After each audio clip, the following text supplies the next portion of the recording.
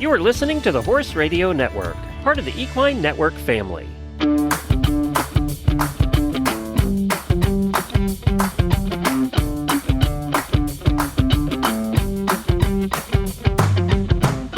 Welcome to this episode of the Business of Practice podcast, where we focus on the business and human sides of equine veterinary medicine. In this episode, we're going to talk with Dr. Kathleen Dobecka about her cash-based practice startup model.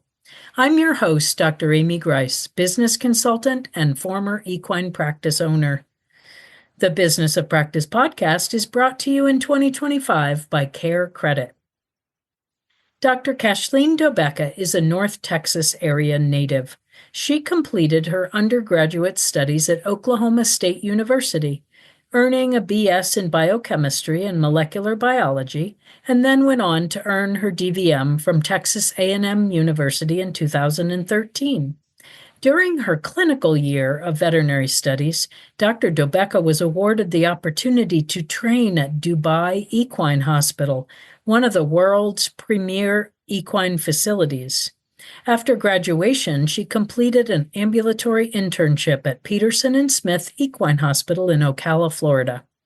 In 2014, Dr. Dobecka attended Options for Animals College of Animal Chiropractic and became certified by the board of the International Veterinary Chiropractic Association. In 2017, she completed the equine acupuncture course at the Chi Institute. In 2014, Dr. Dobecka opened a mobile equine practice, which has evolved over the years into what is now Restoration Ranch Veterinary Wellness. Outside of work, she is the mother of 2 young children and enjoys running a small ranch with her husband in Paradise, Texas. Welcome, Dr. Dobecka. Thank you. Thank you very much. I'm excited. This is my first podcast. Well, it'll be a good one. At the 2024 AAE Convention, you gave an inspiring presentation on staying in equine practice. What inspired you to write a paper that you called the Stay Factor?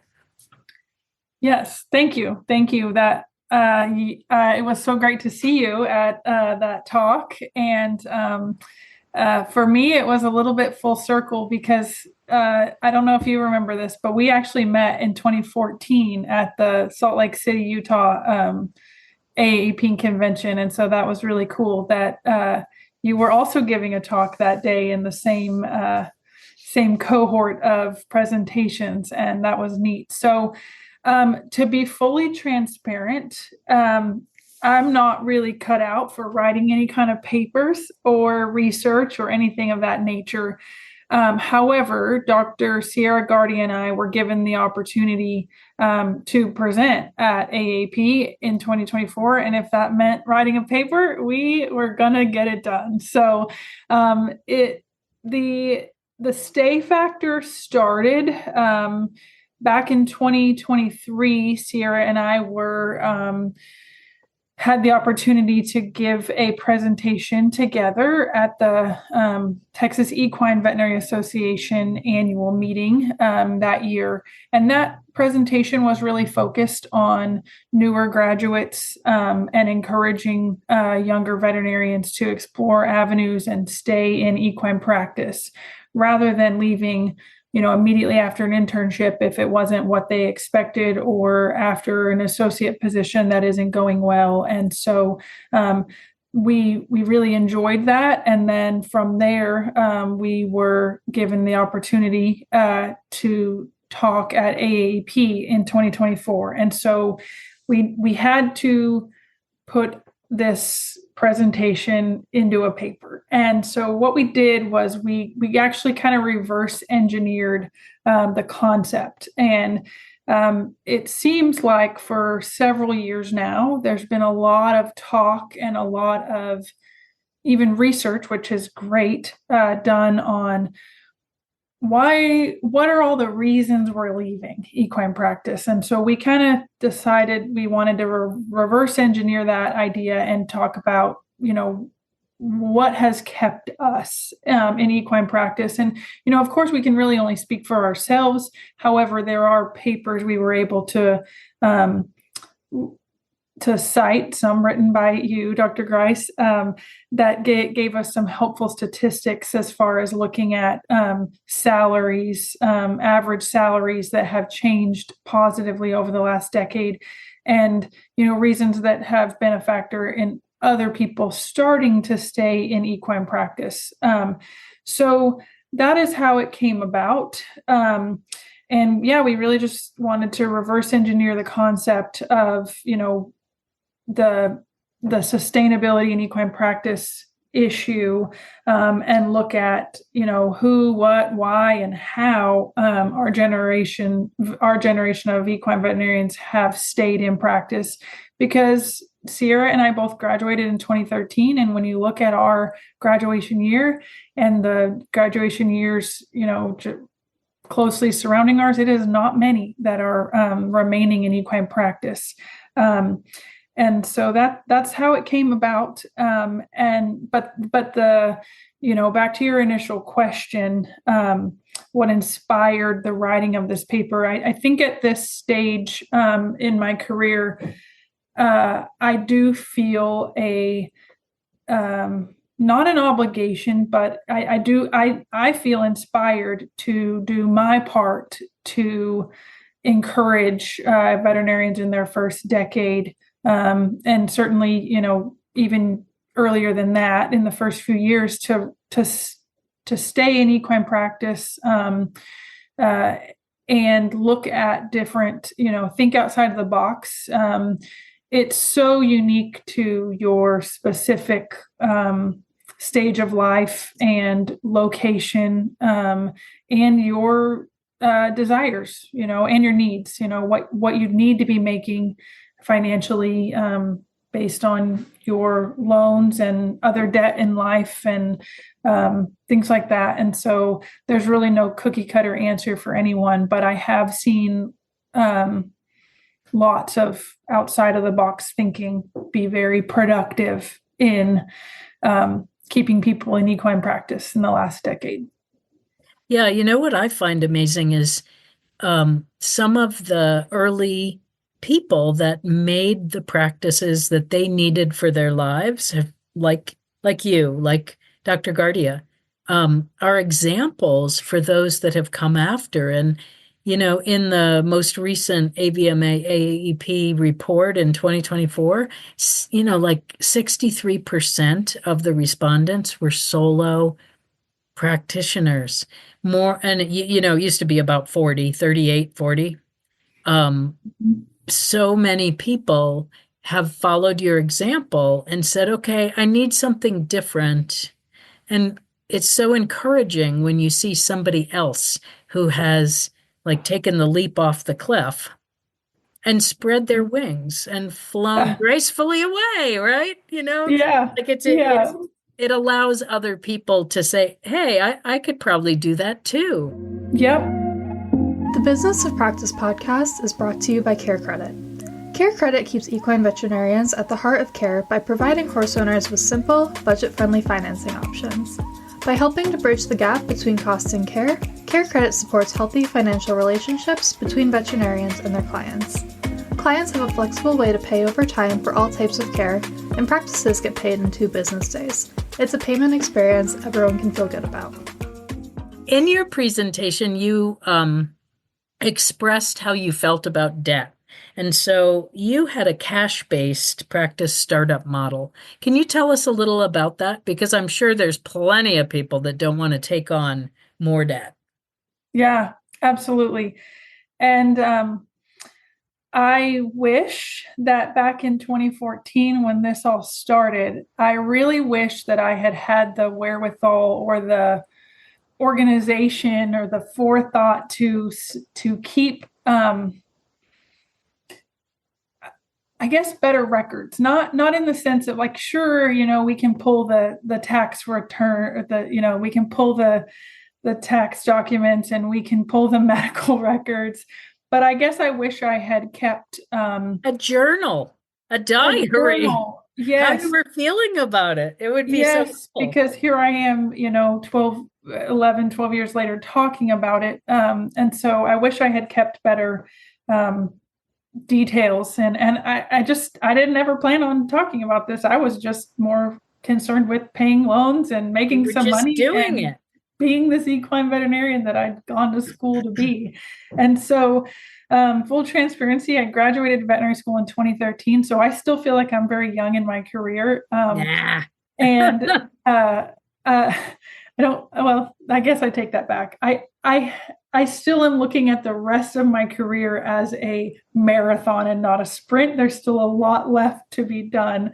But I do feel, I guess, a little older when I wake up every morning. But I did do an internship, and I learned in my internship in Ocala, Florida, that what I really wanted to do was ambulatory practice. And I was certainly not ready to jump ship on working with horses. And I also learned that I wanted to be back home in North Texas. I love to travel. I was excited to go to Florida. And then I was like, wow, I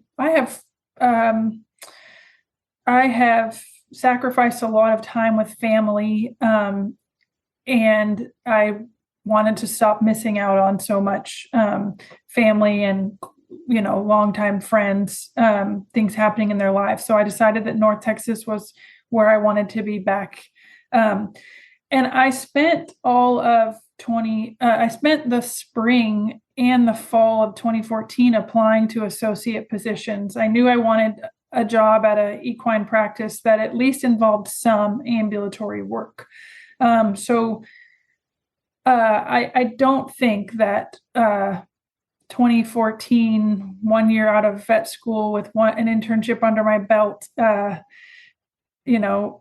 Freeney at that time had any business starting a practice, but it truly became my only way to stay in equine practice, given my region, my location I wanted to be, and wanting to have at least some component of ambulatory or mobile practice to my career. And so after applying to jobs and not being willing to, I always want to be careful with my wording here.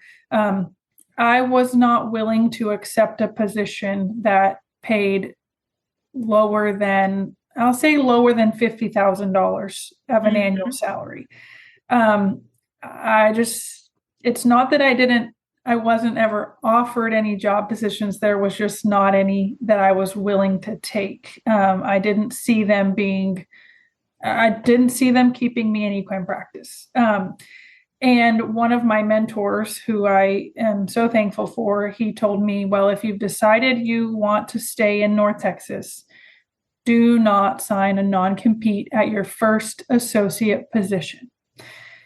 And I didn't even get to that point, to be honest, because there wasn't an associate position I was offered that I was ever willing to take. But it really made me think, okay, he's right.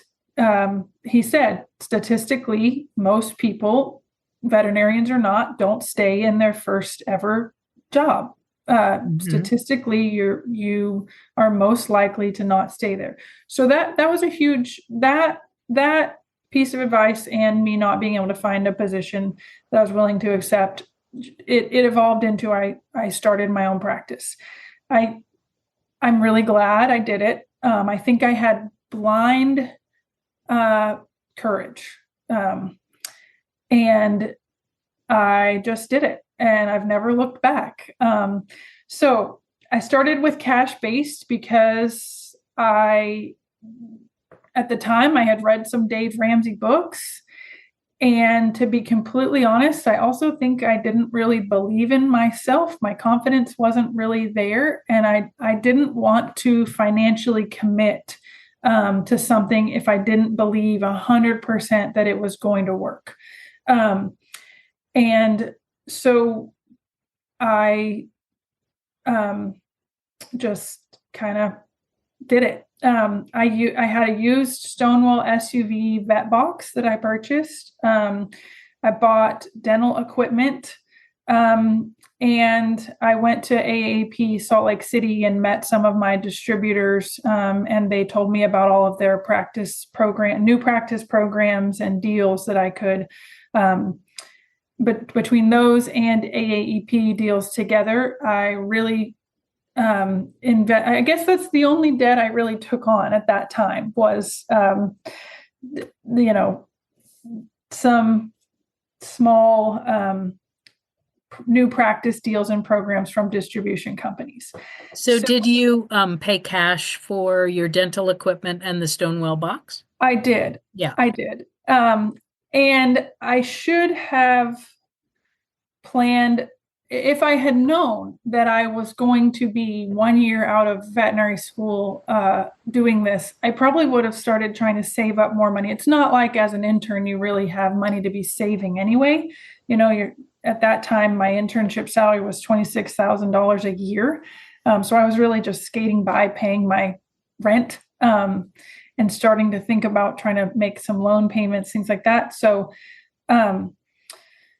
yeah, I did pay cash for those things. I actually had money left over when I did the Dubai Equine Hospital position that I was paid at the time a significant amount of money. I think it was something like $5,000, and I had saved that miraculously. I bought my Stonewell SUV box used for $2,000. And then I got the Swiss float and speculum for, I think, the rest of that cash. Mm-hmm. And so and there I was. So I started doing just what I could. And then I started doing that in the fall of 2014. And then I went to AAEP and I capitalized on some great deals. And then in the spring of 2015, it was like I was off and I never looked back. And I just grew my practice from there. I started saving. I lived with family for as long as I needed to. I really lived small. I think the only vacation I took that year, a friend on a whim was like, look, flights to Hawaii, if you purchase within the next 30 minutes are $300 and something, and we'll stay in a hostel, another veterinarian. And we did. And I think that was the only trip I took that year. And I just really lived small and saved, and it worked out. I also did make an investment in animal chiropractic school. That was a pretty big purchase in 2014 for me. And I spent all of the money I had left over from finishing my internship. And I think I picked up some vaccine clinic type shifts in order to pay for that. So I really started my practice with, dentals and chiropractic and being able to offer the services I could. And I just slowly, as I had the cash for it, bought more and more equipment. When you think about it, those things you started with are some of the most profitable things because there isn't a lot of drug expense involved in them. And so that was actually, you may not have planned it that way, but it was actually really, really smart as a way to start out. What was the hardest thing, the most challenging thing about starting a practice? For me, the most challenging thing, looking back, I found was doing every little thing and big thing on my own. Whether it was because I wasn't trusting someone else to do things for me, or whether I actually couldn't afford someone else, or I thought I couldn't afford someone else to do something and take it off my plate, doing all of the things for, I would say, 2.5 years in a row really did burn me out in some ways. This is a big lesson for people to learn because you got burned out, right? And you finished your day and you had to do stuff still. And the stuff you had to do was not stuff that you as the veterinarian, your skills were not needed to do it. So, I mean, people definitely need to hear that. Yes. In hindsight, if I could go back, that was one of the most challenging things. I was just doing every little thing, and it affected my life because it was burning me out from answering the phone, even if it was a friend. I still, to this day, and I'm not the only equine veterinarian that feels this way. I know a lot of us have a little bit of a phone trauma. Oh, yeah. Where we now keep our phones on silent, but if you hear the same ringtone you had back in your equine internship, like there's something that sets into your body and your nervous system that's like, what's coming in the next few hours of my life. So that I still hate doing some of those tiny little tasks. So that was a hard thing for me. And then the second thing that was the most challenging about starting my own practice was learning the extent of my capabilities and learning how to set boundaries. In a larger practice or a practice with more staff, more horses can be helped. And small tasks can be delegated, even just something as simple as email this article to this person, or hey, follow up on this person and find out if we need to continue treatments or not. Get this contact information to this person so that they can get their horse hauled in somewhere. Little things like that.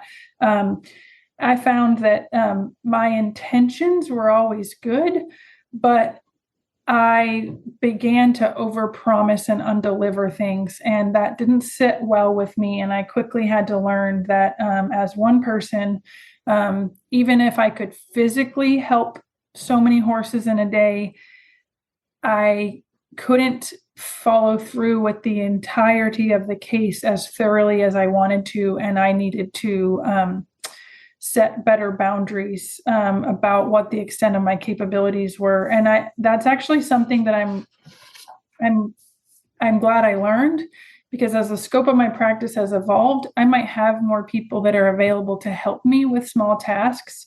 But through different seasons of life, pregnancy or, infancy, having a newborn at home, or a sick parent, or even myself, like last year, I went through a lot of skin cancer, doctor appointments and surgeries and follow-ups. And I have had to, every week or month or year reassess what is the extent of my abilities and be okay with that. And, set practice boundaries based on where I'm at and what's going on.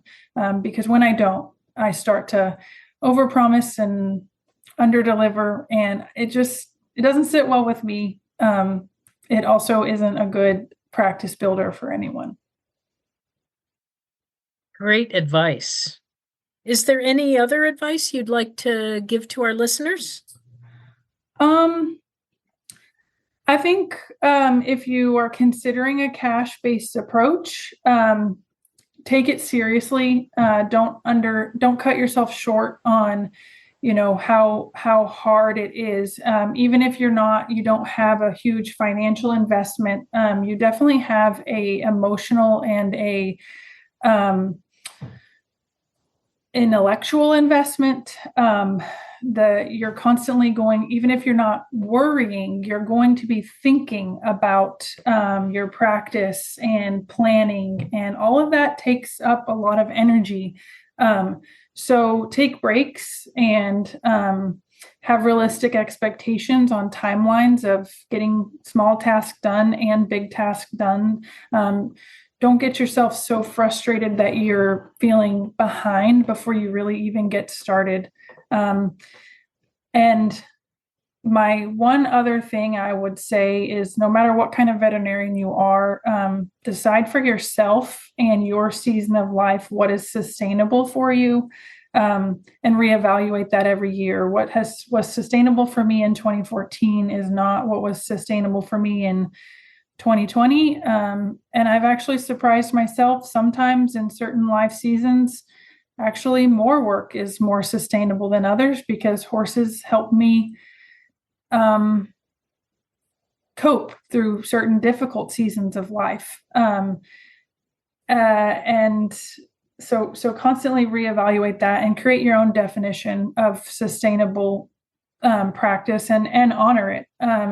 For me, sustainability in equine practice means keeping the horse as the hero, and it is never me as the hero. And I know that sounds really boring to a lot of people. Like, of course, we all love to be the one to swoop in and, get the horse winning again, or get the choke resolved, of course, absolutely. That's all really, really fun.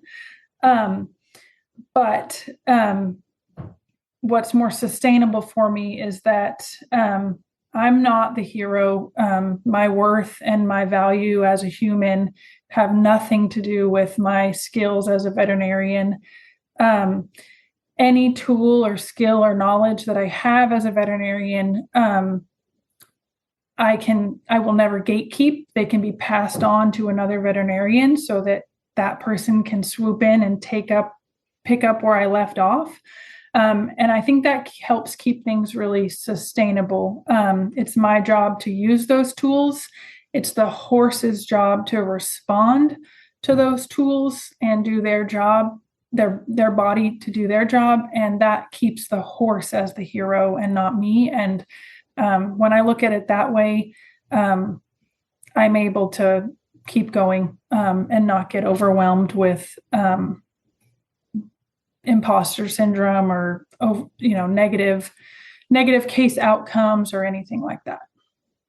I love what you said about that your value as a human being does not lie in your abilities as a veterinarian. And I think sometimes veterinarians have a hard time with that when they, work is hard and clients can be tough and they start to feel undervalued very much. And so thank you for bringing that up because it is such an important thing to keep in mind. Absolutely important. Yeah. Thank you so much for joining us today, Dr. Dobecka.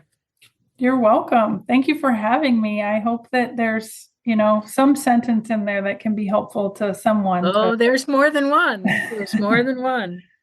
And thank Awesome. you all for listening today for the Business of Practice podcast. And a big thanks to our sponsor, CareCredit.